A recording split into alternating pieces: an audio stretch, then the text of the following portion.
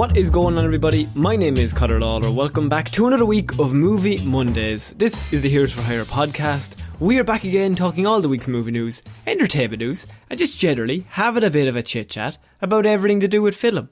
As always, I am joined by my partner in crime, Mr. Shaun Mead. Shaun, how is it going? Happy out, Connor. Was I meant to bring anything to the show this week? Any notes or anything like that? Did I have any homework, basically, is what I'm asking. My homework was you just sit down in a cinema and watch a Marvel film. Oh, okay. Well, God, I mean, I did that a week ago, but... Look, if anyone doesn't know, we were meant to do this review last week, but somebody, not naming names, but it wasn't Shaun, couldn't get enough time to go to the cinema. So, in the preceding 7 days, I've had enough time and I've seen the film. Are you happy now, Shaun? Fuck off. Get off my back. You're not my mom. Oh my God. Well, actually, I am. I did some tests. But, I'm being a prick, but it's grand. Doesn't really matter. It's always fun to talk about a movie.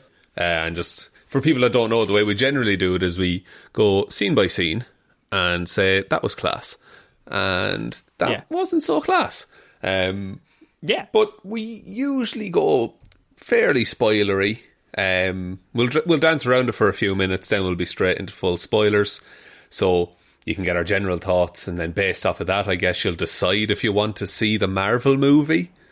Which, I mean, you're probably, if you're already listening to this show, then unless you can get to a cinema right now and it's not on any streaming services, I would just assume you've probably either are planning to go see it or you've already seen it. Yeah, it's mad how those demographics intersect.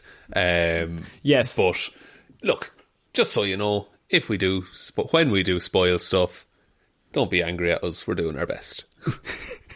Also, Shaun was at a stag do this weekend and I was at a sporting event, so we've got tired voices. Oh we are.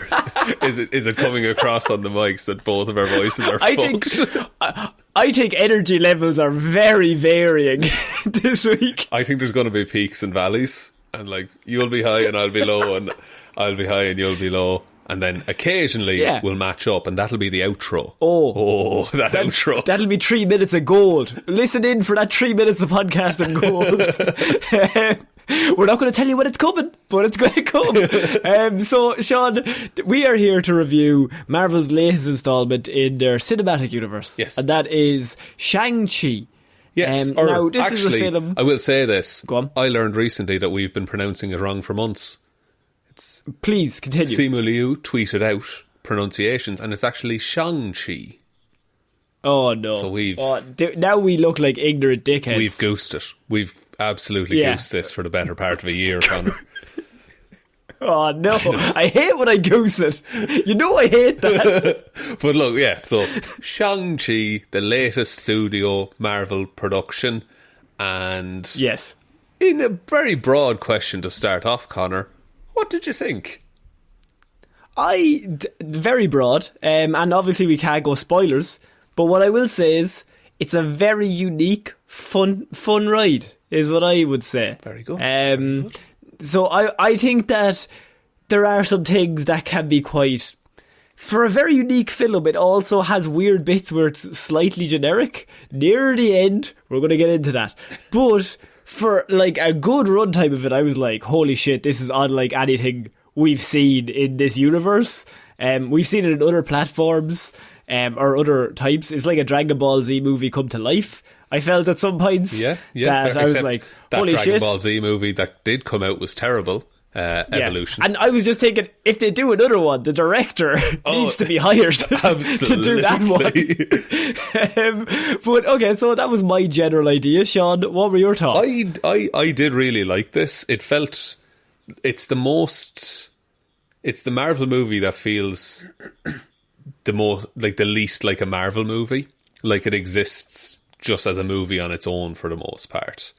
Like there are moments watching it and I was like, oh yeah, this is in the MCU. Yeah, and I think for certain points, say in the first act, it's very clunkily thrown in. Do you remember when everyone disappeared? Yeah. It's like, oh yeah, okay, right, we're still in that world. Fair enough. That's like a line just be like, yeah, this is where this is set in time. Yeah, and also the first line of dialogue between our two leads is, "We've been friends for 10 years," which I was like, yes. I love exposition in the first line. Look, how else would we know the depth of their friendship, Connor? Yeah. I love when friends say their level of friendship. I mean, we've been friends for 7.5 years. You know how it is. Is that are we 7.5 years at this point? Yeah, I think so. Oh, shit. Yeah, it's mad. So, Shaun, we're going to have to start the film now. It starts with one of our favourite things. We got a flashback, we got a bit of narration, we got a telling a story. Very similar to, if anyone's seen TMNT, the Teenage Mutant Ninja Turtles movie from 2007. The classic Very film similar. school example of exposition. That's my go-to. Whenever this happens, I'm like, yes, they're doing the TMNT. I see. It's not like, oh yeah, like the crawl at the start of Star Wars or anything like that. No. TMNT. The TMNT. So, in this, we see Hjelmroos, who is going to be played by Tony Leung, and he's pretty big deal. Shaun, I would say he's the best part of this whole film. Also, straight away, we're just doing spoilers. We're just going to review the discussion. That was our non-spoiler review. We're full into spoilers now. Yeah. Tony Leung, this is his first English-speaking role, despite the fact he speaks it fluently. He speaks it fluently, but he's never just done an American film. Which is, I think, is like a testament to the man. Like, he's that massive of an actor. And what's also interesting is there's not an English line spoken in the film until 10 minutes in. I like that. Like, that's a really... It just adds, like, authenticity to the movie. Yeah, I think it's such a small thing, but it just is like, we're not compromising. Like, it's not just going to be people just speaking English for the sake of speaking English. And that kind of annoys me when they, like, go to, like, I don't know, even Germany, or if they go to France. And they're speaking English with German accents. Yeah, and it's just like, oh, right, why is everyone speaking English? There's a thing in the comic books where they just put, like, the star, and it just says down in the bottom, oh, editor's note, we've translated what they're saying, which makes way more sense. If you just tell me at the start, oh, we're just translating it. Yeah, or in, like, Guardians of the Galaxy, where he has a translator, like, implanted into him, so it doesn't matter. But yeah, exactly. It tells a story of the Mandarin, as he may be called. I would just say mowing through armies with his rings, because get it out there, the rings are probably the most powerful thing in Marvel, or one of the top 5 anyway. But those rings are busted strong. Like, they break the game. It feels like he has 10 power stones on his wrist. Like, that's the level of like combat prowess. And I like the way they done it, because for people that don't know, the rings in the comics, there were actual rings on his fingers that would control, like, fire, ice, matter, gravity, all this kind of shit. But Captain Planet. with our powers combined. But I really like the way they're done in the film. That they're these, like, fucking massive bangles, 5 on each wrist. And he just has all the energy in the world behind him when he swings them at you. And I think that idea makes every fight scene that much more interesting, just visually. Like, I just think it's more visually appealing that he can just, like, fuck the rings at you. And he, like, fucks 5 of them at you, and then they float through the air and they just fling back onto his arm. Yeah. And then he just continues punching you. Because what it does, it lets him do martial arts at range. Which... Yeah, exactly. It raises the stakes for the whole film, Connor. And also, at the very, very start is just like our very, very quick introduction to just the fight scenes that I just have written here, oh shit. Because I was like, oh, he's mowing through them and it all looks real pretty. Yeah, this is, for a movie starring Shang-Chi, the master of Kung Fu, the Kung Fu in this movie is unreal. Oh, like, Do you think the guys in Iron Fist are like looking at things like, oh, we should have done that? Well, here's the thing: like in the comics, like Iron Fist and Shang-Chi are pretty much on par, like in terms of You don't get that vibe. No, I will say that. Not little Daniel Rand going about his daddy's office. Not the same level. So it starts off by just showing us the Mandarin. I'm going to call him the Mandarin. He's mowing through people, and then we cut to 1996, and it's kind of a flash forward. We see him in a helicopter. Where it's basically implied to us he's immortal, like he's lived for thousands of years. He can't be killed because nobody. It's not said that he can't be killed, but I just don't think anyone is able to kill him because he has the rings. I didn't get the impression that he's like undefeatable. No, but he's not going to die of old age. Like you have to. No, I think they just keep him young. Yeah, you have to be able to kill him, and no one's able at the minute. So he was constantly just like amassing wealth and just power, and he's just because he's like the most powerful person in the world. Nobody can stop him. And then it comes to 1996, and he basically goes to his guys. He says, "I want to find Ta Lo, which is this ancient city, which is really interesting." So his men are like, "Nobody's ever found that. You're never going to be able to do this." And he's like, "I want to go now. I'm not waiting around. I want it." Yeah, and then they have that kind of it's either a regular forest or a bamboo forest, but it's a maze. Also, I have an interesting fact about Ta Lo, is that Ta Lo is the short form for, and I'm going to butcher this, the Lao Tian, which means the great heaven of Chinese mythology. Oh. So it goes deep into Chinese mythology, and that's where they got it from. And has only appeared once in a Thor comic book in 1980. Wow. Which is it's very, very niche, but everything about this is niche. Presumably also appears in Chinese mythology. Oh yes, of course. But in terms of Marvel, it appeared in that one. It's like, this hidden city, it shows up once in a Thor comic. So his whole idea is he wants to go to this city because he's run out of places on our world that he can't conquer. Like he's just bored now. That's it. Like he's a bigger conqueror than like Alexander the Great and Genghis Khan and all of this. Like he's the best at conquering. Yeah. And look, and he wants to go a conquering more, and he just can't find anywhere. So he went. And it's a terrible joke. I was going to say it's like me in the yard in October in school. I want to go conquering. You stopped the review. You stopped it for that. Conquering, lads. I'm a bit of a did you win? conqueror myself. I did, because I used to leave conkers. I used to leave them in the hot press for a year so that they dried out and they were like stones. Yeah. First of all, it's even sadder that you did that. Secondly, the saddest part is before you told me that you said I was a bit of a Kang the Conqueror myself, which is ludicrous. It's a sentence that makes no sense to 90% of the planet. Also makes no sense back then. Like you at 10, mid-2000s. Guys, I'm Kang the Conqueror. Yeah, alright, shut the fuck up. Sean. No Nerd. So he comes across Ta Lo eventually. All of his men get basically destroyed by the maze. The maze, or the forest I should say, which is a maze.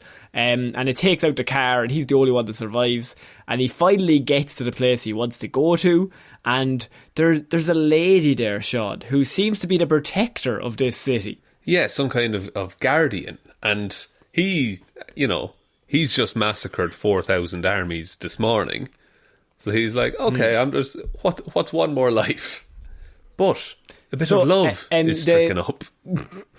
So a big fight scene breaks out between you've got Wenwu and you've got Ying Li, who plays Shang-Chi's mother.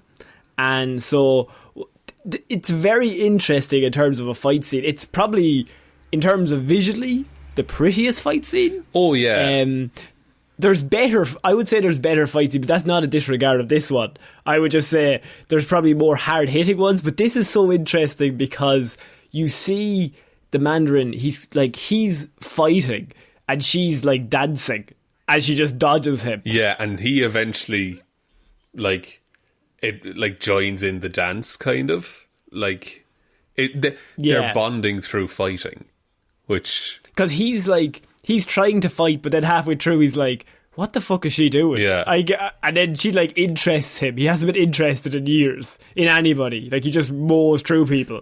So, so she eventually, I think, defeats him. Like he throws the rings at her and she controls them and then throws them back and like blows he ends up them on his arse in a fountain, doesn't he? Yeah, like she basically defeats him in a fight, which nobody's done. And I think to this, like that is to him is like the most interesting thing anyone could possibly. He's like, oh, who the fuck are you? Yeah, that's interesting. Yeah, and he's just immortal and bored, basically. That's why he's looking for Tao Lo, is because he's just bored, basically. There's nothing left to do. Yeah, because he's the most powerful being in the whole world. So he eventually, then we see that they had a child together, they fall in love, they have a family, everything is so lovely. And he gives up being the warlord. So he gives up the rings and she gives up her power, and she gives her power back to Ta Lo, and then they decide to just become like a family somewhere. Yeah. Where they just have their son and they have their daughter and then they just live a normal life, which is very nice. And then we see the last scene we have before we go to the present day is that we see Shang-Chi's mother giving him the necklace, and she's just like, this will always find you your way home, just always have this. And this is our like transition into modern day where we see the necklace there and we have our lead. Shaun, please, would you like to talk about our lead now, or would you like to talk about Simu later on? I think we'll talk about Simu at the minute. He's fucking great in this movie. Like, excellent. He's excellent, man. But not even that he's just like, oh, he's this strong, stoic leading man. He's like a regular person. Like, you know, when he's going about his day and going to work and chatting with friends, he feels like a genuine human being that actually exists. And then on top the only issue I had with that character was that he doesn't really learn. I don't think his character growth is that big, because I think he's pretty well rounded when we meet him, that he is running away from certain things that he doesn't really want to face up to. But in terms of him as a person, I think he's very heroic. He seems very nice. It seems like his heart is in the right place no matter what. It's not like he's like, fuck that, I'm not doing nothing. Yeah, he does kind of nearly drop out of it. Like there's a bit of a chunk in the middle there where he's not really doing much. But I think that's fine, because I think it lets the other characters shine. Yeah, and I think the Mandarin is the driving force behind all of this. Like, he's technically the main character. I feel like Shang-Chi is the second character in his own film, because I think the Mandarin is just so much more interesting that we're naturally drawn to Tony. We're like, Tony, what are you up to? What are you up to? Oh God, Tony's back on screen. Scenery.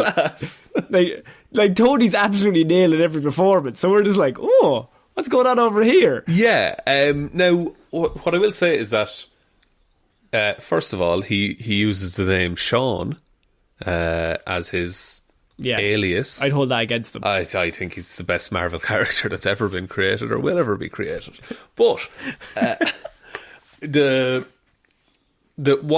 a nice like bit where he's getting ready and he's getting dressed, and then you see the big flashy expensive car pull up, and then someone gets out and throws the keys at him, which is my favourite bullshit thing that people do in movies. Also, before that, we see the little postcard that just has the dragon on it. Yeah. And he just kind of looks at it, but it's like a smoking gun. He's going to leave that to the side. We're going to move on. So yeah, we see this is our first introduction to Aquafina. I hope I'm pronouncing that correctly. But she's excellent in this film, as she is in most films. She got more play than I thought she would from the trailers. It was interesting. I think she's really good as she's us, basically. Being like, this is fucking mad. What the fuck is going on? I do think in the third act it does get a bit weird, that I think that her only two things was she could either die or she could like use a bow and arrow. Mr. McGrew, I thought she was going to die. Like it. Yeah. So no, sorry. Like It's a great performance, and they have very good chemistry together. And what I like about this is that, like, they're just friends throughout the whole movie. It's just, you can be friends. Yeah, but like, but it's nice that like there's no fucking romantic subplot in this movie. No, and I think it didn't need that. I think if that had happened, I would have been like, all right, fine, but I wasn't. I felt like their chemistry, it was good chemistry, but I didn't feel romantic chemistry. No, and I don't think we were meant to. No, I don't think we were meant to. So I think that was designed to do that. But I think, as you said, the two of them, when they're on screen, they are bouncing off each other so well, because I just think they're two very talented human beings, that they have this script and they just have that chemistry immediately, that they can kind of, the dialogue is just zigging. They're constantly just, and you get the idea that they've been friends for years, even though she tells us it's been 10 years. But you get the sense that they didn't just meet on set. Yeah. They're friends. Okay, cool. They know each other. So yeah, they're chaperones, and then we have the next day where basically he goes to her house, and her grandmother's there. There's just a big family thing. It's basically just to introduce the fact that he's like part of the family. Like, he doesn't have any family, so he's been kind of taken in by her family. Everyone knows him. They all chat to him like he's their son, yeah, or their brother, or whatever. That's it, and they all like him as well. Like, yeah, he's built a rapport with these people. Yeah, and so then they go off and they're going to have a day, and they go on a bus shot. And so the movie at this point is kind of like, it's introducing everyone, it's getting through it. And then we have the bus scene. And this is really the point where I was like, oh shit, what the fuck is going on? This movie goes from 0 to 50, like real suddenly, and it's amazing. Because what happens is you have the bad guys. I'm just going to call them the bad guys. Razor the Fist goons. and the lads. Razor Fist and the lads. He's not here yet. So the first guys show up and they're like, give us your necklace. Yeah. And Shang-Chi's like, no, I'm not going to give you the necklace. So then they go to like punch him, and he like just dodges it. And you get the impression he's just been hiding the fact that he's just a super fighter for all these years. And Katie's like, what the fuck is going on here? Yeah. And I think, doesn't she even say, like, you can't take this guy? Yeah, and so the fight breaks out. He beats the three of them. And then we have the man with no arm just stands up. And you're like, oh shit. And I think actually a great part of this scene is the guy who's live streaming. Oh, hey guys, I did a few classes of Kung Fu back in high school, so I'm going to give a live reaction. That's very true. The that lightens what would otherwise be a very tense scene. Yeah, it's pretty good, and it also takes that girl's laptop and he gets that chopped up, because then the guy with no arm like produces a sword out of his like metal arm. Yeah. Razor Fist. Razor Fist. It's a cool name. Razor for Fist. And then and it just keeps going, because like he I like how they're very different fighting styles. So, and look, as someone who did karate when I was a young boy, no, Razor Fist is like, he's all about the Razor Fist and being a big, heavy, bulky dude. But like, are you commentating for the UFC next month? Yeah, I am actually. Now, I don't want to say anything, but Razor Fist, he's all about that Razor Fist. I know he's after naming himself after it, and that's technically his whole thing, but I think he's going to use the Razor Fist in the next fight. And look, if you have it, flaunt it, is what I say with your Razor Fists. But if you've got a Razor Fist, you show it off. Don't be embarrassed. But Shang-Chi is like, he's dodging and he's flipping and he's fucking going around handrails and through windows and everything. Like, it just looks so good. It's very tough for me to talk about a fight scene, because it's one of those fight scenes, and every fight scene in this, like even the next one on the building, like I feel like anything we say cannot do it justice to how cool it is. Like, we can go, oh, that was really cool when he did this and when he did this, but you just have to watch it. Like, it's one of those where everybody, all the stuntmen and women, everyone who put the thing together, everyone who worked on the set so that the bus was all there, that was all set up. Like, everybody's at their A game. Like, there's nobody that didn't bring it, and every shot is shot in a way that you know exactly what's going on. We don't have the take-in tree scenario where it cuts to his face, then it cuts to a stuntman flipping, then it cuts back to his face, and he's like all strenuous, like, oh Jesus, what a big flip. Yeah, and no, like it's all one take kind of thing. Yeah, and it's all like it progresses. Like, it ends with the bus like it builds. Yeah, it builds and ends with the bus ripped in half, and like them fighting on top of the bus at one point, and he's fighting on top. He's outside the bus. He's on top of the bus. The bus breaks at half. And then he's like, you need to turn at a certain point so we can get rid of him. He's constantly... Go on. I was just going to say, the stunt coordinator for this, Brad Allen, he actually passed away recently. Oh, shit. Yeah, but looking at some of the other things that he worked on, you have Kingsman, the Secret Service. Ah, okay. So, okay, but this is like that. Scott Pilgrim as well. In a completely different... Very good. But this is like that, but like it's like Kingsman, but Kingsman's like the English version of this is like the Dragon Ball Z version. So he's just like, he has an idea, and then he did the Dragon Ball Z version of what cool fight scene that this would be. No, you're absolutely right there. Also, Kick-Ass he also worked on. Interesting. All pretty good. That's the American version of his fight style. Also worked on a lot of Jackie Chan movies. That actually makes the most sense. It makes a lot of sense, actually. That's the most useful bit of information I've provided. Should have probably said that first. Okay, so the whole bus scene happens. It's absolutely excellent. But what happens from it is that you have Shaun, and he's like, they took my pendant. They've got it. Because Razor Fist, he's not just broad, he's got braids as well. So he didn't just use his Razor Fist, he uses other fist, normal fist. His grabby fist. And normal grabby fist and Razor Fist. Don't throw it to Razor Fist, I can't catch the ball. Throw it to grabby fist. He's a southpaw.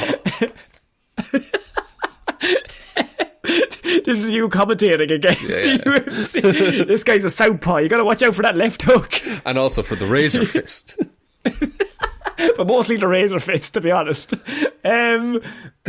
So yeah, he realises the necklace gets taken, and so he immediately knows, oh shit, they're coming after me and my sister. Like, only two of us have these necklaces. So he goes back to his apartment, and you have Katie being like, what the fuck is going on? You need to tell me. I have no idea why those guys are attacking you. Why do you now know how to fight?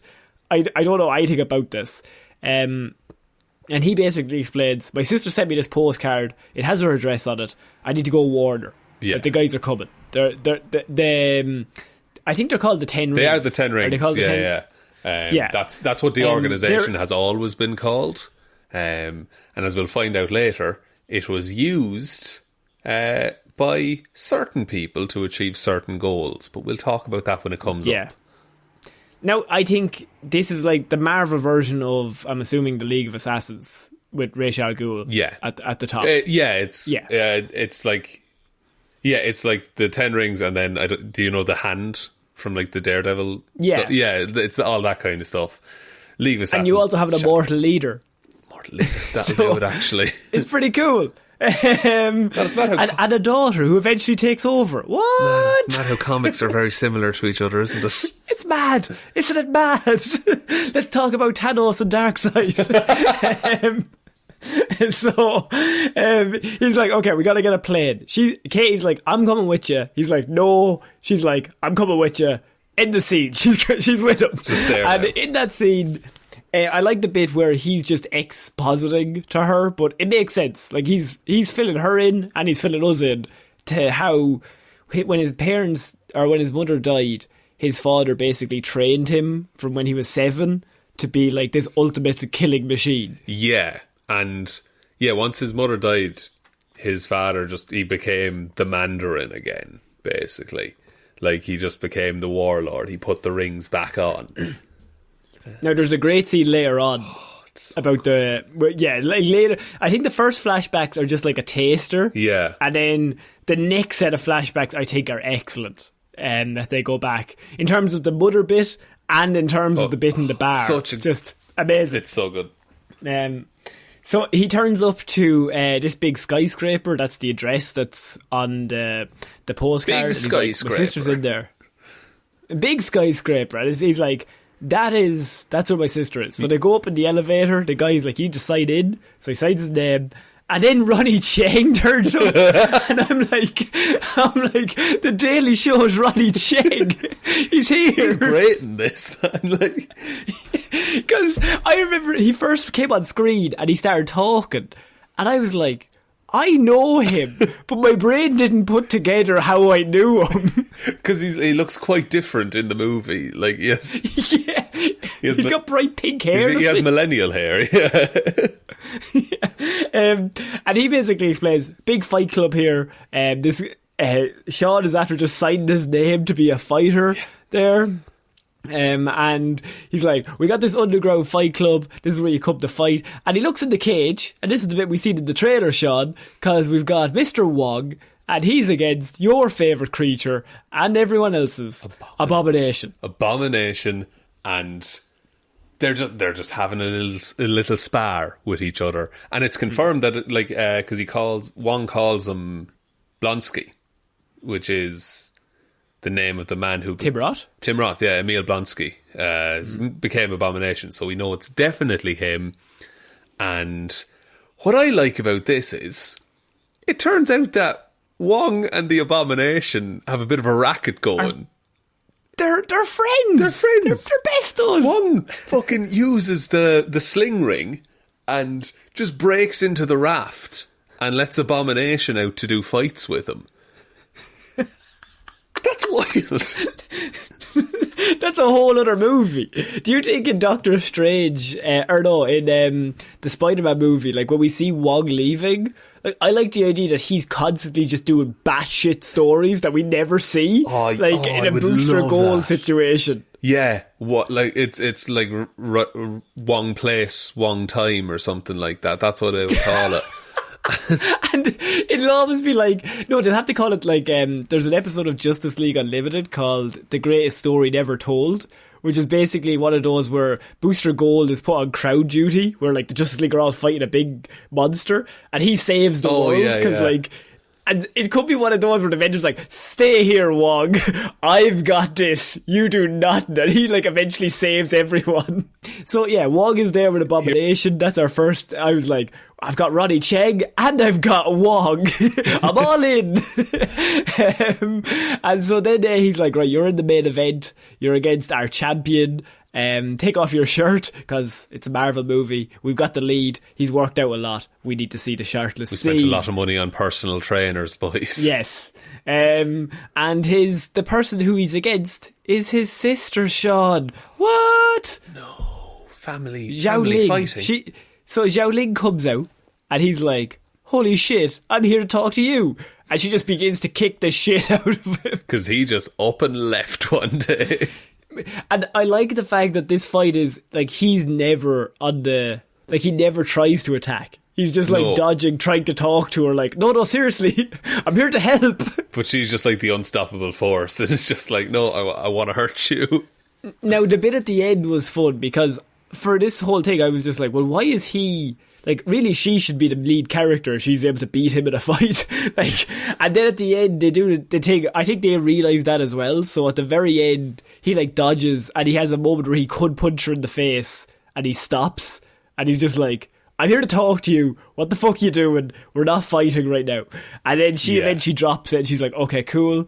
You got the upper hand. And then just as she's walking away, she remembers, and we have a great flashback. And it's something very small, but it's him basically saying, oh, I'll be back in 3 days. I won't leave you here. Like, we're together. Our father's a maniac now. Our mother's dead. I'm not going to leave you here with these assassins. And, of course, he never came back. Yeah, he fucking left her there with all the assassins. So it comes back to the present time, and she just absolutely knocks his shit out. And I like as well, because the very next scene is Shang-Chi with like an ice pack on his head. Yeah. And Aquafina comes in, Katie, and she just says to the sisters, like, you were great, by the way. And she's like counting all the money. And he's like, "Did you bet against me?" Yeah, I did. I won big. He's not even mad either. No, he's like, that makes sense. So yeah, then he's basically explaining, you sent me this postcard, they've taken my pendant, they're coming for yours. And she's like, I never sent you any postcard. What the fuck are you talking about? And that's when the 10 rings show up. And you have the Mandarin there. And he's basically, well, you don't have the Mandarin yet, but he sends all the goons in. And we have, very similar to the bus scene, Shaun, just a spectacular action set piece. It's a spectacle of a fight, because all of our main heroes all end up on scaffolding outside of the building. Like this, 40-story skyscraper or whatever it is. So all of our main characters end up on outside of the building on scaffolding and trying to get away from assassins while also trying not to fall to their deaths. Yeah, and you have this great bit where, like, Shang-Chi is, like, trying to run away, but then he realises Katie's in trouble. So then, I think that's my favourite bit, where he just starts he just goes ham, just starts flipping through shit to get down the levels to save her. He is booking it towards her, because she's fallen over on, like, I think it's bamboo or something like that. And she does fall as well. But then the sister comes in and saves her. Yeah. And it's just like, okay. And then she joins the fight, and you have like the two of them fighting with each other, and they're basically trying to fight off like 40 assassins all at once at the side of this building. And then eventually the pendant gets stolen by, I didn't get the head. What is that lead assassin? Like, a really cool death dealer. I think that's a thing for the film. It's a death dealer. Is that what his name is? I think that's what it is. One sec. Let me just double check on that, because this was a question that we had in the trailers. That, like, who is this person? It's the, like, chief assassin, a high-ranking warrior of the 10 Rings. In charge. Which, by the way, he's literally a smoking gun by himself. He's a Chekhov's gun to raise the stakes at the very end. Yeah. In the big fight scene. Because he's set up as the absolute best of the 10 Rings. Yeah, like, and it's something really small. You're just like, but then actually, Shaun defeats him. Or he is about to defeat him. And then you see, like, Shaun gets the upper hand. He's about to win. And then he just gets fucked across the room. And we've got Dad's here. And he's way more powerful than everybody that's ever been here. So this is the bit where I got confused, Shaun. Oh, and why would that be, Connor? I have some plot questions that I'm intrigued by. Oh no. Why did the father send assassins after his son and daughter when he wanted them alive back at the house so he could explain that their mother is still alive? So well, okay, he does say this. Tony Lung shows up and is like, I told my men they couldn't kill you. I'm so glad I was right. But why? Because he's if look, maybe they were like, maybe he told him, like, look, nearly kill him, but don't. You know? Well, then what was this? Where there's no stakes for any of the fight scenes that are all excellent so far. But, like, I guess maybe it was just a test, because he hadn't seen... Well, he'd been keeping tabs on him, I guess. But he hadn't, like, seen them fight in 10 years. Yeah, that was like... When it happened, I was like, that's weird. But okay. But what I do like is, once he shows up, like, they stop fighting. Because they're like, look, we can't win. Like, we're not going to be able to beat him. And they just... Because they're scared of him. Because they're like, well, he's undefeatable. Like, nobody's been able to beat him. And so they all get taken back to his... I was going to say lair. Would you describe it as a lair? Compound? Compound's actually a better word. So they all go back to the compound. And he sits them all down. And they all have a dinner together, which is... It's a very good bit, because it basically explains, like, what happened, in that he was so in love... that he loved their mother so much, and it's at this point you're like, you know know what? Maybe he's not that bad a guy. I don't know what's going on. Yeah, you start feeling like, and you know, we've said it before, a villain you can relate to is always a good one. So you're like, okay, maybe it's just like the pain of loss and all this. Yeah, like, that's why he he's tortured his lost his children for years. And sent those assassins after them. And Razor Fist. That's why he sent Razor Fist after them. Because he loves them. He wasn't always a razor fist, Connor. He was a razor hugger. That's what he was. That's it. That's what he was. And Katie is at this dinner table as well. Yeah. And he's like, come on, speak your mind. What's going on here? And he basically says, look, I have been called the Mandarin, a name which some I was American... called by American. Yes. Are you American? He's like, oh, you're from America. Oh, I think there was some people that tried to, what's the word I'm looking for? Not intimidate. It's impersonate.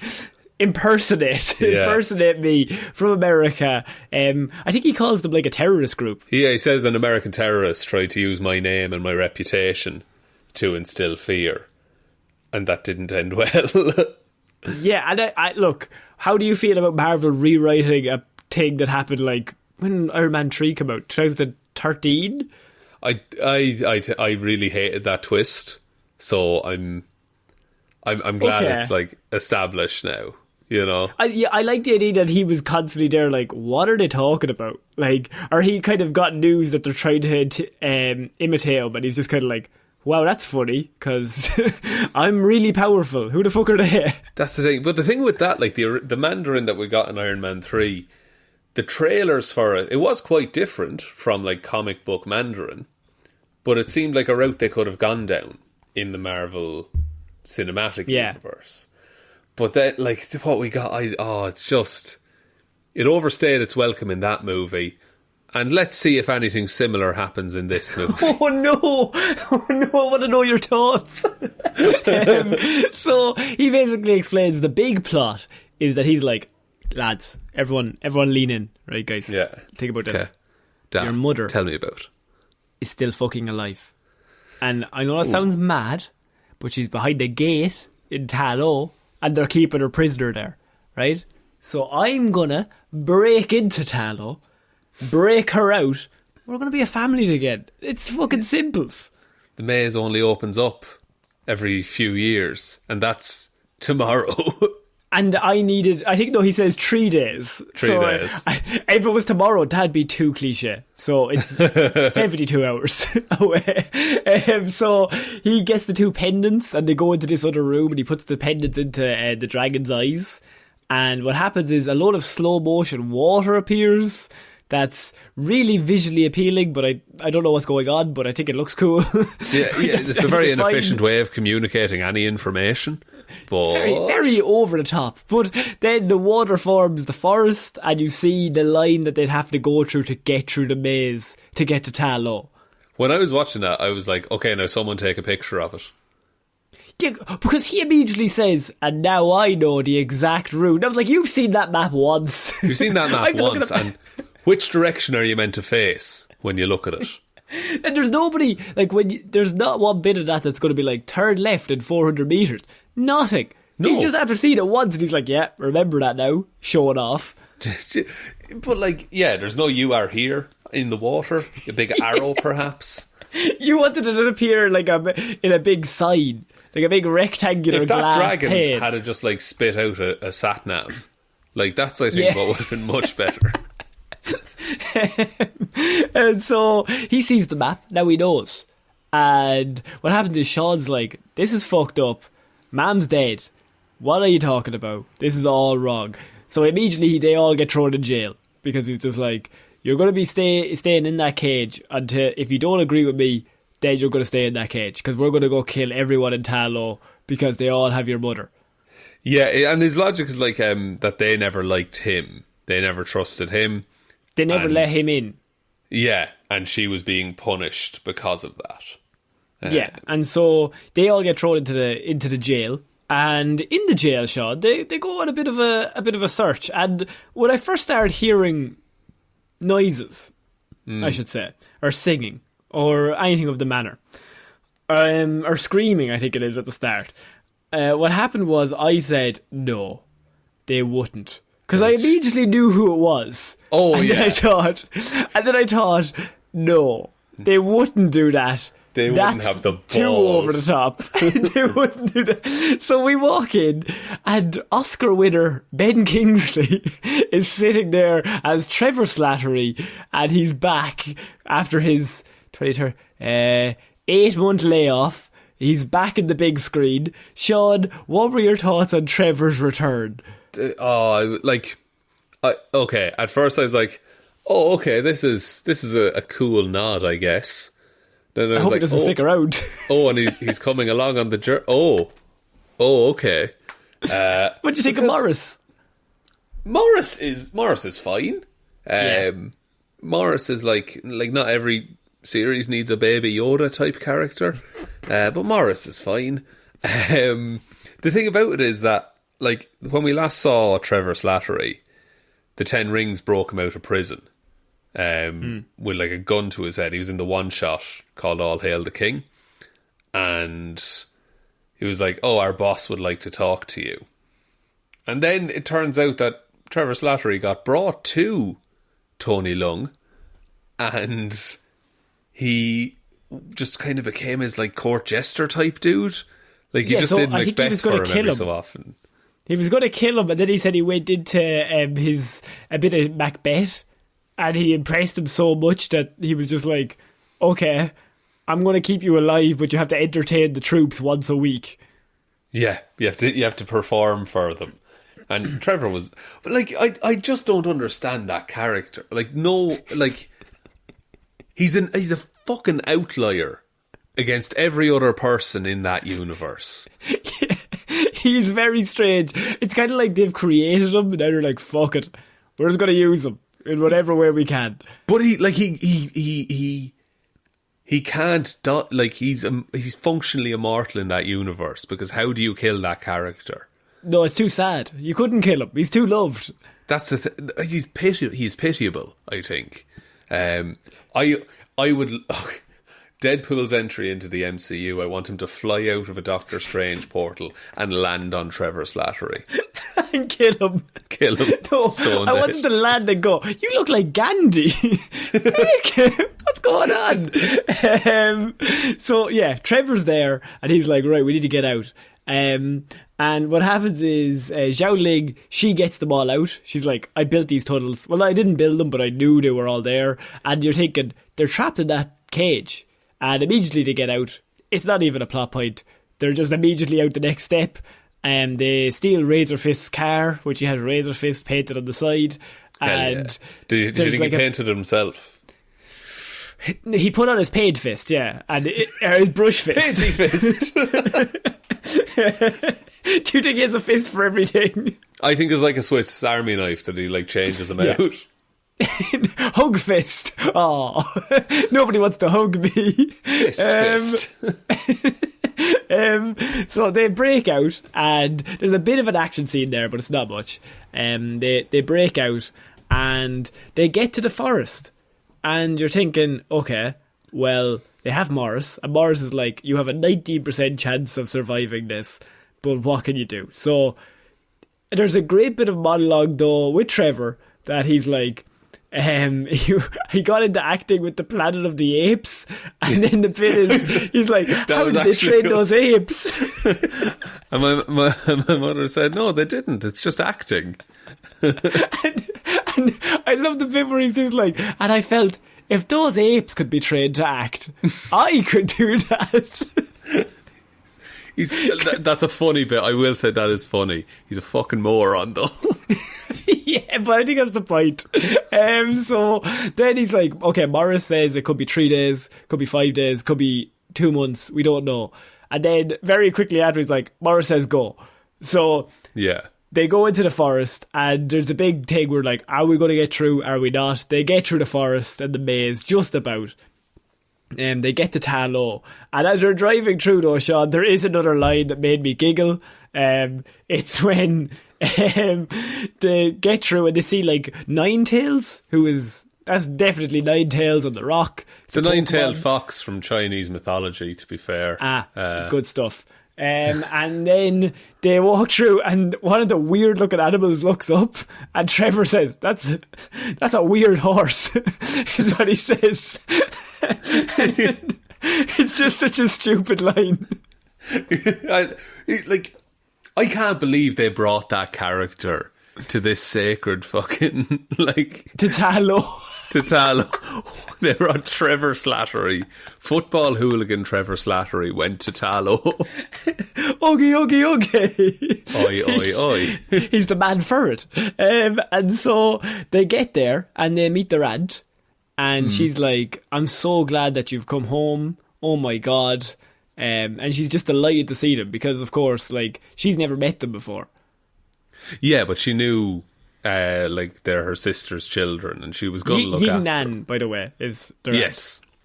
And the whole village kind of just, takes them in. There was a bit of tension at the start, but then they were accepted with open arms. And so then even we have Trevor. a bit of... Go up, even for Trevor. Even Trevor was let in for some reason. How could you not? Trevor's a nice man. That's a weird looking horse. We have a bit of exposition about the history of Tallow from their point of view, and they very kindly build a lot of statues for every single step of the story, which really helps us out in the explaining of it all. So what happens is you've got these evil dwellers that they're Dwellers in Darkness, I think they're called. Dwellers in Darkness. And they are basically just weird monsters, and they will go around killing all these villages, and they eventually, using a dragon, with the help of a dragon, the people of Tallow and all the warriors from all around put all of the monsters behind this gate that's just there in Tallow. Can I say, until we see a person in front of the gate, that gate looked very small. Yeah. And I was just like, oh, must be some kind of magic gate. And it is a magic gate, but I thought it would grow big. And so it's all covered in dragonstone. So it's visually cool because it's kind of dark red. And so it's all there. They're all trapped behind it. And then she says something really interesting in that the monster behind the gate has been talking to people for centuries, or bad people. And he basically tells them that their biggest desire, something they want most in the world, is behind the gate, to bring people there to basically break the monsters out. So the monster is like the clown from It, trying to get the kid into the sewer. Pretty much, yeah. And then it's oh, okay, so the Mandarin's biggest desire was to have the love of his life back.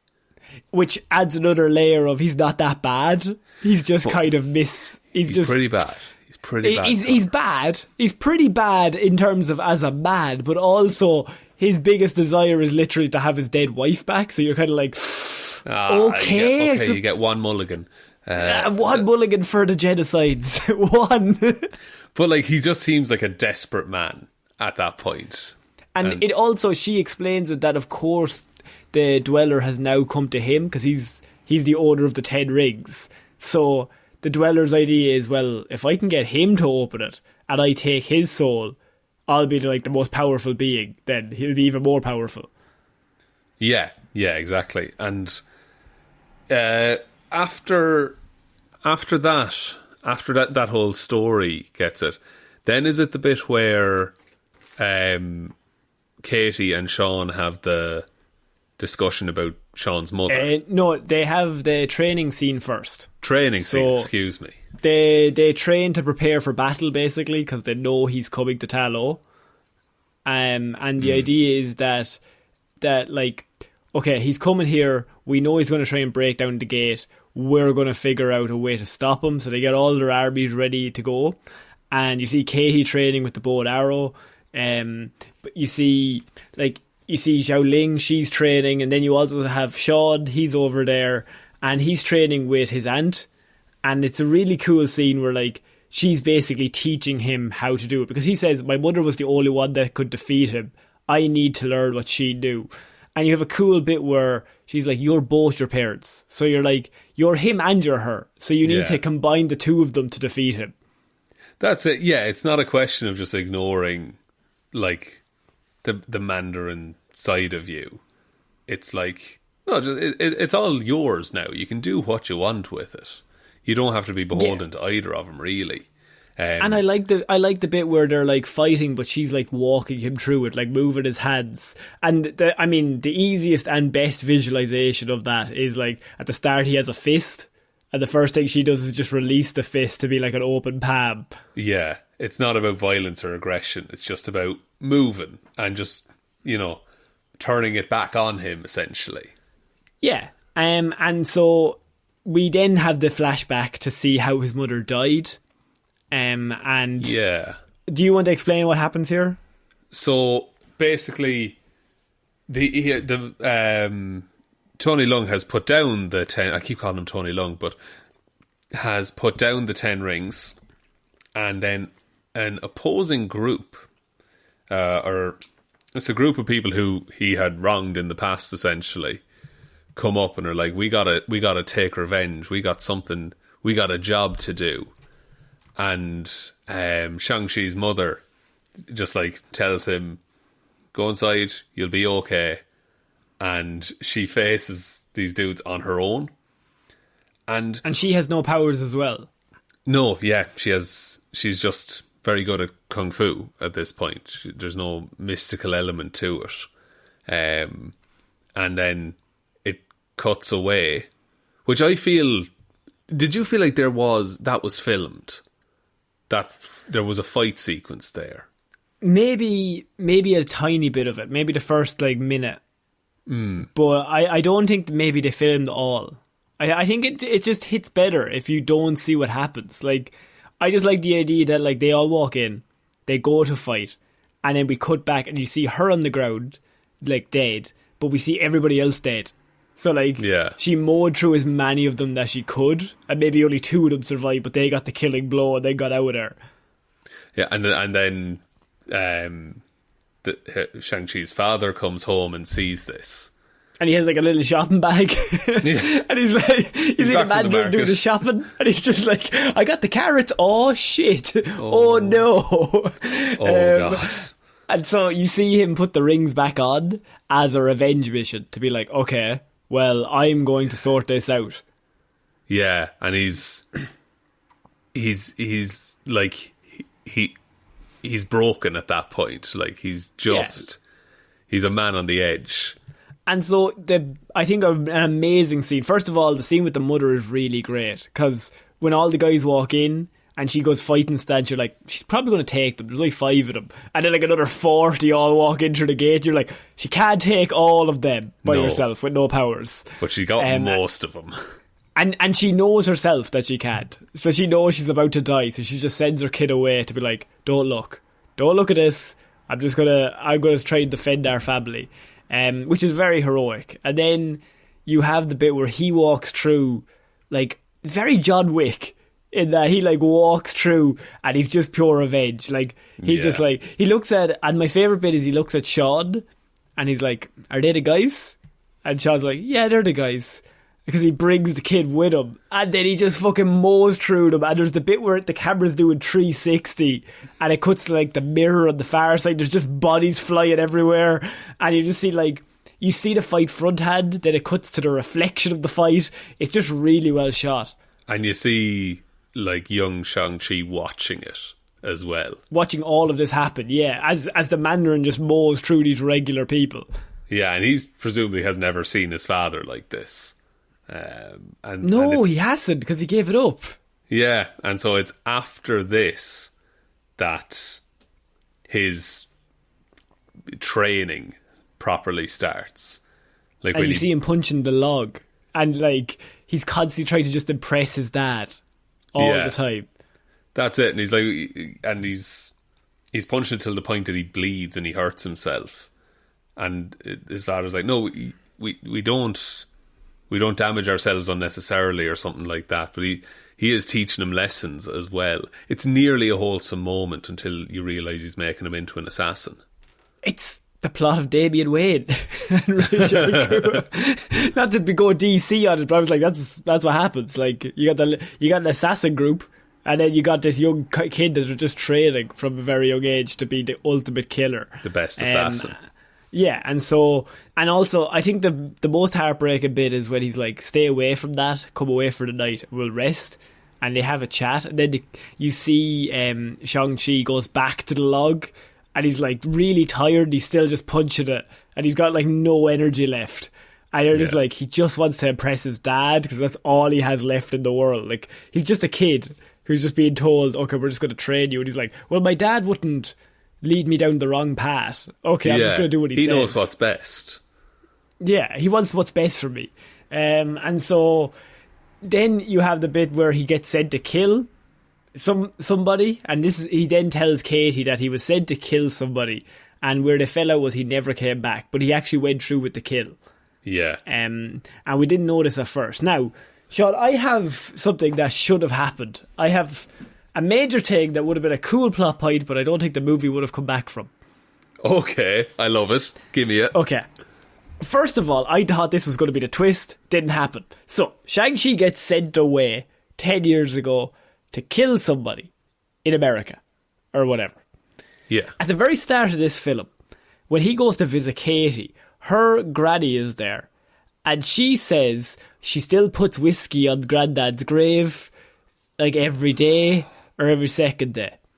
Oh my God. My theory was, Shang-Chi turns up, kills the granddad. The granddad was involved in that mother's death, right? Then moved to America. He was one of the gang members, and then he moved away. So he kills the granddad. He feels such guilt that he becomes Katie's friend 10 years ago and just tries to stick around with the family to watch over them. Good God. I genuinely thought that's where it was going, and I was like, that's the most obvious twist, and then none of it happened, and I went, all right. All right, fair enough. No, you're right, it is very good. It's quite similar to Bucky killing Tony Stark's parents. Copy it. Copy other plot lines. Nobody cares. Sure, the end of this film is a bunch of nameless monsters attacking things. Yeah, but they're literally like demons this time, Connor. Yeah, but you have to kill the main monster, then they all fall. That's true, but it's demon. We've never seen demons before. Oh, for God's sake! What are the ones in the Avengers then? What would you call them? Chitauri, they're aliens. Oh, for God's sake! That seems nitpicky. Man. That seems nitpicky. I just thought Shaun should have went through with the kill, killed her granddad, and then become Katie's friend because he felt so bad. He felt guilty. I mean, I guess. Yeah, it makes a lot of sense when you lay it out. Like, all the seeds of it are there. But also, it would have made no sense because Katie would never talk to him again. Like, no, absolutely. You. But Katie, like, to her credit, like, Katie says to him, like, you were a 14-year-old kid who'd been trained to kill. Like, that's not on you. That's not your fault. And he also then has the moment where he's just like, I gotta kill my dad. And that's the first bit where he's just like, oh shit, I actually have to kill my dad. Yeah, and we'll see how that goes. So, Dad turns up. Tony's here. Tony's not happy. Tony's here. Class. Tony's here. We all think Tony's a nice guy. Tony shows up. He's in Talo, and he's not happy, Shaun. He wants to get to the gate. So, he shows up with fucking Razor Fist in the back. And he's like, Razor Fist, we're going to go razoring. And so, he's like, I'm getting to the gate. All the Talo people are like, you're not going near that fucking gate, right? You're going to have to go through us. And you have a big fight scene that's all just like proper CGI fight, just interacting, that they're all just kicking the shit out of each other. The Mandarin walks straight through, Zhu Wenwu. He's like, I'm not having any of this. I'm going straight to the gate. Fuck all y'all. Shang-Chi sees this, runs after him. The sister is also there kicking the shit out of people. Just like she has her little, what would you even call that? It's like a chain flail. It's very like, have you seen Kill Bill? I thought of Lucy Liu in Kill Bill. It's not Lucy Liu. Not Lucy Liu. Sorry. Yeah, the chain with the big fight scene with that. All I kept thinking was, oh shit, it's the same. It's the same. It's the exact same, but it's made of dragon scales this time. Yeah, and it just looks cool. I just think any sort of fight scene with that weapon is just immediately cooler. And she's great with that weapon as well. Distance. Yeah, exactly. And they also have dragon scale like fight suits kind of thing. Uniforms? What are they called? Outfits? Yeah, uniforms. Also, Shang-Chi was given the uniform, and so was the sister. They were given like their own special uniforms, which is just look nice. They're made of dragon scales, and they fit perfectly. Yeah, of course they do. And their mother gave it to them as a present. So she died years ago. So Shang-Chi chases after his dad, and he's like, "Here, hold up. We're going to have to fight. You're not getting to that gate." And they have a fight scene that's pretty great because, like, when we were still there, he's like, "You're still scared of me. You can say you're not, but I know you are." But Wenwu by this point has punched cracks in the door, and like things are starting to fly out of it. No, this is just before that. When's this? They're just sorry, in the building, yes. And so they're fighting there. And you then have like Shang-Chi starts getting the upper hand, and he's like, "We needed a dad. You weren't there. You were just on a revenge mission, you fucking dickhead. Like, we needed you to just step up and stop thinking about yourself and being like, I'm going to fucking avenge all these murders. You should have just looked after the children that you had." And Wenwu doesn't like this because he's still on kill mode. So still on rampage. He's still on rampage. So he puts his arm straight basically into his chest and fucks him into the lake and is like, "Fuck off. I'm going straight to the gate. Get out of my way." So Shang-Chi's in the water. You're thinking, he's dead, Shaun. There's no way back. And in his origin movie and everything. I know. Who could have predicted it? And then Katie stands up and she's like, "I know Kung Fu. I've done 3 days training." Yeah, and look, she has lethal accuracy with a bow, to be fair. That's a bit weird. We're not going to get into that. It's fine. Right? It's fine. They're very good teachers. So yeah, his dad fucks him up, and the dad goes to the gate. Shang-Chi is in the water, and then you see him. He wakes the dragon, Shaun, in the water. Yeah, which isn't. It's not Fing Fang Foom. It turns out it's a different dragon. You thought it was? I thought it was because he's a named dragon in Marvel. Yes. But I don't know what this dragon has a name. I think it's the Great Protector or something like that. Not really a name, more a title. More of a role, correct. But it's basically the good dragon. It's the good dragon against the bad dragon. It's the bad dragon, but it looks class. Like, it looks cool. How wild is it that there's just a dragon now? Yeah, when that happened, I was like, it's after happening. It's just that I'm watching it. Like, this exists in the same universe as Black Widow. The very same. Actually, one of the Black Widows was in the Fight Club. Yes, that's cool. And she actually appears in Black Widow, the film. Yeah, which was just a nice little nod. And there's someone with Extremis as well from Iron Man 3. Oh, very good. Yeah, that's pretty cool. So, yeah, the dragon wakes up, and this coincides with the fact that the father breaks through the gate, and you have all these little monsters coming out, all the little minions, all the Chitauri.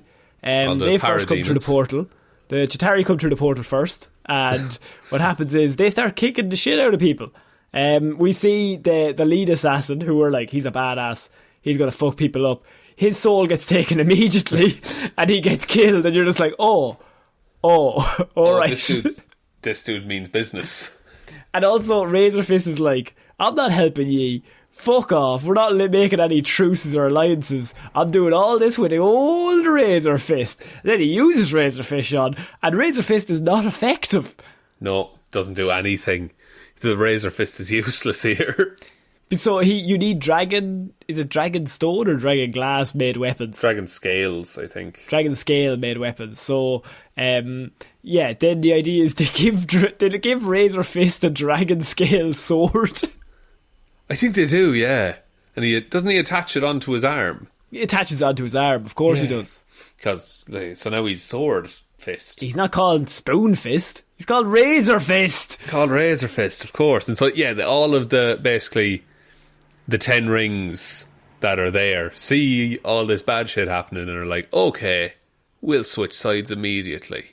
Because there's no point in us fighting each other if there's a bunch of fucking weird demons going around. Yeah, we can all agree that weird demons are the real enemy.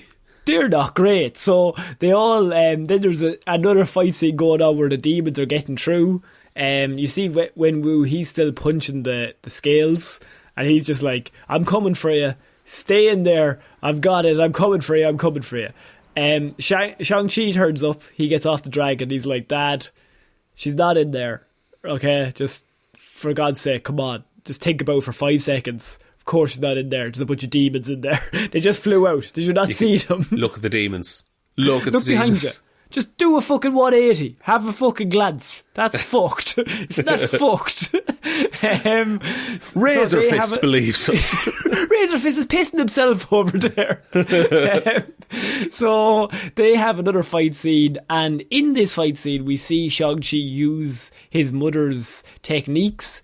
And by that I mean you have a really cool scene where he has 5 of the rings and it's yellow, and his father has 5 rings and it's blue, and it's just easier to differentiate between them because it's kind of grey. A lot of it's grey. So they're fighting. It's very colourful, very CGI. It's fun. It is. And eventually, like, Shang-Chi drops the rings. Yeah, because he takes control of all 10 of them at one point, and he's making them into this, like, I was going to say a rocket, a missile, like energy orb, a kamehameha, if you will. Of course.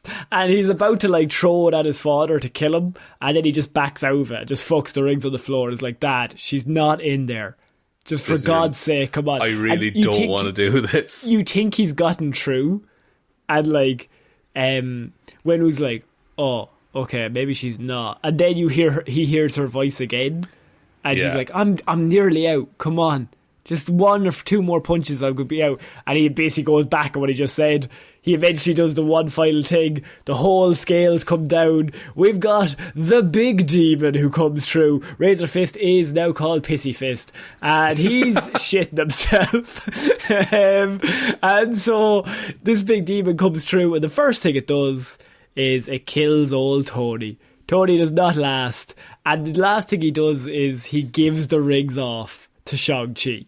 Yeah, he gives the rings to Shang-Chi, and now they're the yellow rings, like Sonic, and his soul gets absorbed by the what's the name of it? The big dragon, evil dragon.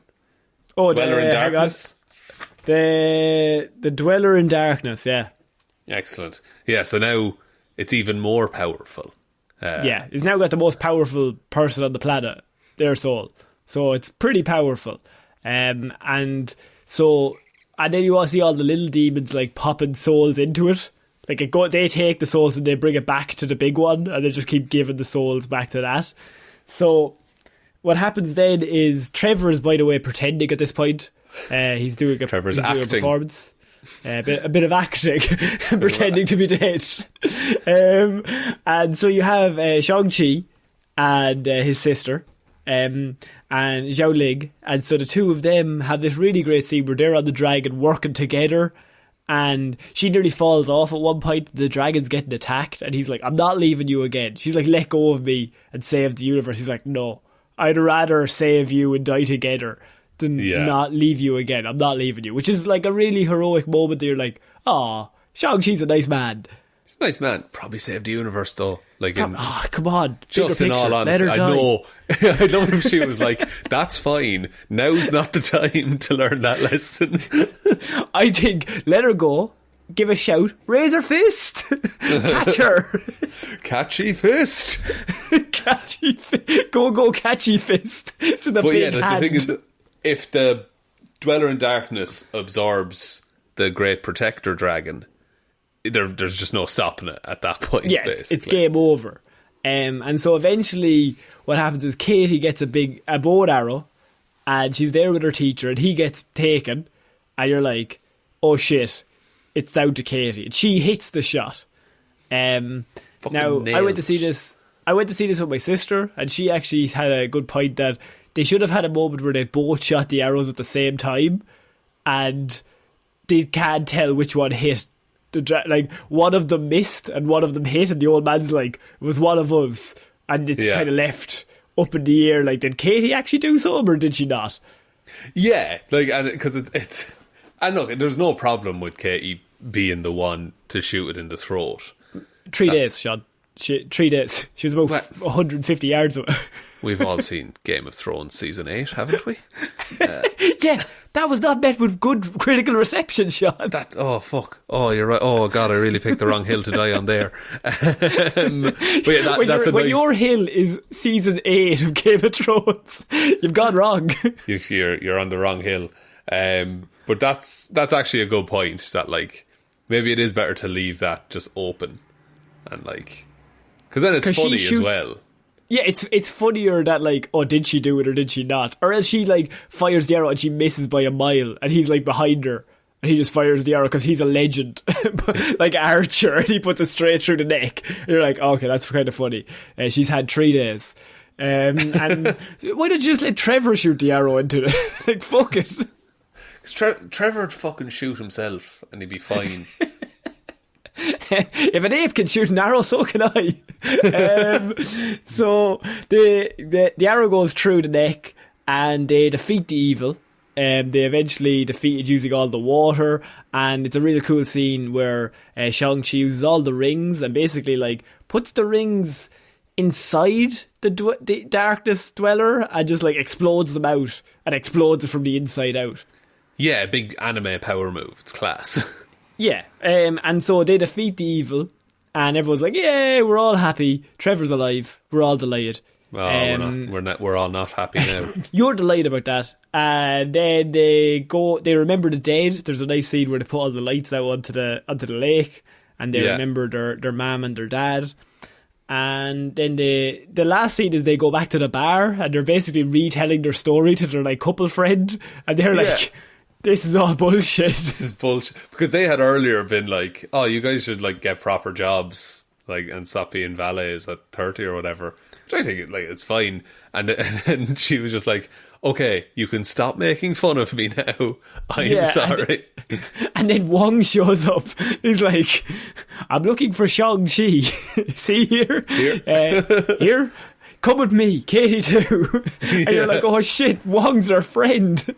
Oh, Wong, like, I for a second, before getting to the end credits, I thought that Wong was taking him to go fighting. This is another one of Wong's adventures. He's going on drugs. Guys, I got some serious cocaine in the boot. Lads, come with me. Wong, you're weird when you're not around Dr. Strange. Wong, you're a lot. You're off the chain, man. So that is kind of the end of the film, Sean. What was your general thoughts coming out of the cinema? I really liked this. I saw it in quite an empty cinema, so I was kind of just like, just watching it and being like, I said quite an empty cinema. It was an empty cinema. I was the only one there. Dead right. And it was a fun movie with, like, a bit of heart to it. It wasn't too much of anything, if that makes sense. Like, yeah, it was like a solid, I don't want to put grades on it, but, like, it's like a B plus or a B. Like, and it's an origin story, so those are hard. We always say that those are hard. And to get a movie with this much heart, that's this unique, and I mean, it does follow some of the tropes at the end. There's a big CGI fight, and there's a blue light and a yellow light, and they're fighting each other. That if you just close your eyes, it kind of looks like the Black Panther ending. But we're not going to get into that. We won't touch that. But, like, if I were, even not putting ratings on it, but, like, I like it about as much as I like, Doctor Strange. Yeah, and I think it's a great... Do you know what my favourite thing about this is that, it's really good in terms of just introducing a brand new style of film into the MCU that we haven't seen before. It's Crouching Tiger, Hidden Dragon mixed with Matrix, which I always think it's pretty cool. Throw some of that in my way. And I just love the fact that the Avengers now have a character who's, like, just undefeatable in a fight. Like, if it comes to a fist fight, we're just going to send in Shang-Chi and fuck you up. Yeah, like, he's such a threat for being... He's 100% mortal, but not, like, he's still leagues ahead of Hawkeye, But do you think he should keep the rings? I think so. I think I thought they should have done a thing where he took 5 and the sister took 5. Oh, that's interesting. But then which hand? And leave 5 of them on one hand. 3 and 2. Just be really off balance. You're really off balance. But, I mean, I just think they should have split them. There's one man who's perfectly set up for that. Who could do that? Ring fist. Ring fist. He already has the R. It's all R fist and everything. It doesn't even change any of his initials. It's fine. It's fine. He won't even have to change his fucking body kit on his car. I thought it was gorgeous shots wise in terms of just cinematography. I thought it looked really, really pretty. Oh yeah, like stunning visuals. Specifically, like that first fight between Shang-Chi's mother and father looks beautiful. Yeah. I would say, just with regards to whether he keeps the rings, I do think he'll keep them like locked away in a box. Because actually the post-credits here's my big theory about this. Did you watch the post-credits of this movie? I did. So it's Wong, Captain Marvel, Bruce Banner, Shang-Chi and Katie talking about the rings, and they don't know where they came from.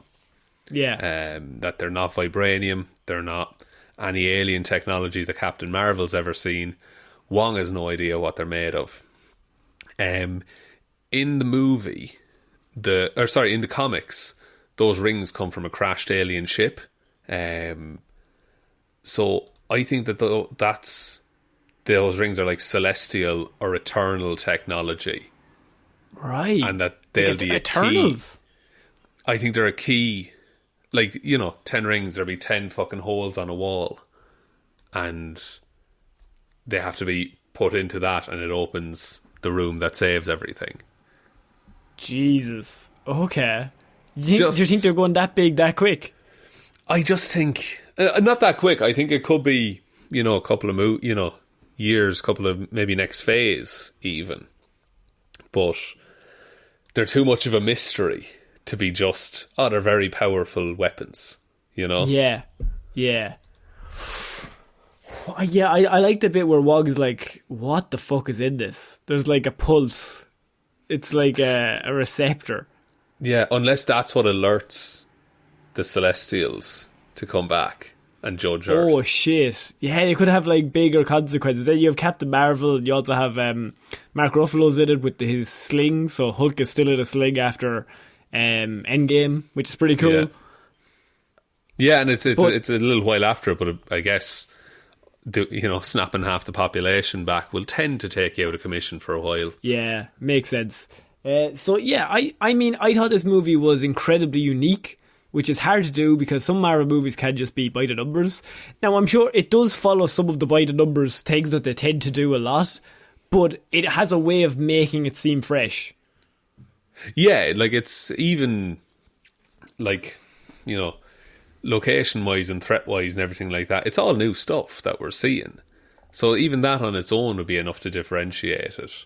But the fact that, like, it's a lot more, mythology and legend as opposed to science or aliens. And I get you have the Thor stuff, but that's technology still. Like, it's just alien technology. I also... For every other future movie, I do not want Shang-Chi to be in any level of danger in a fist fight. Even if he doesn't have the rings? Even if he doesn't have the rings. I want him fucking boys up left, right and centre. Like, he's able to fight the Mandarin with all 10 rings by himself. That's very true, actually. So, do you know what I want? I want a fight between him and Bucky. I thought of the Winter Soldier, and then I said, I think he'd kick the shit out of Bucky. I think Bucky's good, but I think I think you need one guy who's just the best. Like, you just can't beat him. Yeah, and he is the best martial artist. He's the best fighter in Marvel. Yeah. That's wild that we have that now. Yeah, I think it's cool. I think you need, like, you got the distance guys, you got the magic people, You got Thor, he's kind of like, he's able to fly, and now we got a guy on the ground who's like Bucky but like on steroids. Okay, let's just send him in if there's any sort of fist fights. That's it. Like he doesn't need guns. He's fine. No, he's fine. So Shaun, I think that's it for this review. I really like this How many movie. Weetabix are we giving it? Weetabix, I'm going to give it, Weetabix, one Weetabix, but with like strawberries and cream as well. I think that's pretty good. I would say 2 Weetabix, strawberries and cream, and a little bit of honey. It's nice. It is nice. I took out a whole Weetabix for Trevor Slattery, I must be honest. A piece of shit instead of a Weetabix. I hate you, Slattery. The most beautiful, perfect, photographable bowl of Weetabix with a big pile of shite on top of it, shoved in for no reason. Shaun, would you like to take us out? Yes, thank you everyone for listening to this Movie Mondays movie review show. We'll be back on Wednesday with Weird News Wednesday, Friday with Hero or Zero, and next Monday with another episode of Movie Mondays. Big thanks to everyone who supports us over on Patreon, including Please Get Vaccinated, Superman, Batman, Wonder Woman, The Flash, Aquaman, Cyborg, Green Lantern, Green Arrow, Black Canary, Zatanna, Ciara Lawler, David Clarke, Ed Ball, Joe, King Shark, Doo, King Shark, Doo, King Shark, Doo, King Shark, Bernie. I lost it at the end there. Róisín, Schrödóisìn, Hally, Ryan, Right Time, Evanson, Shaun, Heroes Don't Do That, Jamieson, Dominic, Jessiah, Florida Gal Green, Anna, Go Ducks, Hjelmroos, Lil Dicky, 2 lads got dropped off, one with a tin whistle and the other a harp, McGrew. He's continuing on the one time at band camp from last week. Good. Danny McLaughlin, Ray. I wonder if the next one will be Spiderman Home and Away, Luke Hoth, and I can't believe Wanda did this. Thanks everyone for the continued support. Really, really appreciate it. Thank you for, supporting the podcast in that way.